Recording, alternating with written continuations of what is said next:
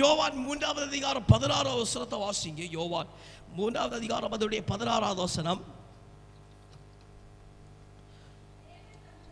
தேவன் தம்முடைய குமாரனை விசுவாசிக்கிறவன் எவனோ அவன் கெட்டு போகாமல் நித்திய ஜீவனை அடையும்படிக்கு அவரை தந்தருளி இவ்வளவாய் நம்மிடத்திலே உலகத்திலே அன்பு கூர்ந்திருக்கிறார். அல்லேலூயா, அல்லேலூயா.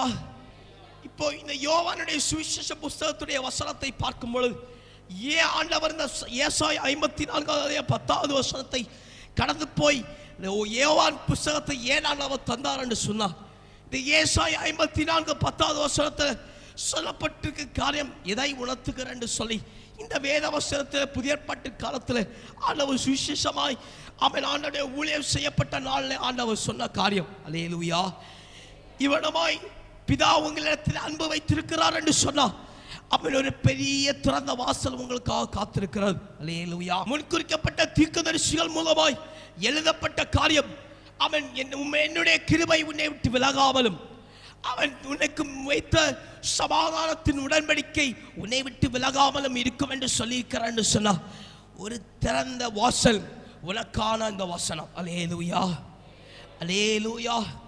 இதை முன்குறித்துதான் அவன் அங்கே புதிய ஏற்பாட்டிலே யோவானுடைய புஸ்தகத்திலே ஆண்டவர் சொல்லியிருக்கிறார். அவன் பிதா அவன் உங்கள் மேல் இவ்வண்ணமாய் அன்பு வைத்து. தொடர்ந்து வேத வசனங்களை வாசிப்போம். எரேமியா எழுதின புஸ்தகம் 29வது அதிகாரம் அதனுடைய 12வது வசனத்தை வாசியுங்கள். எரேமியா 29வது அதிகாரம் அதனுடைய 12வது வசனம்.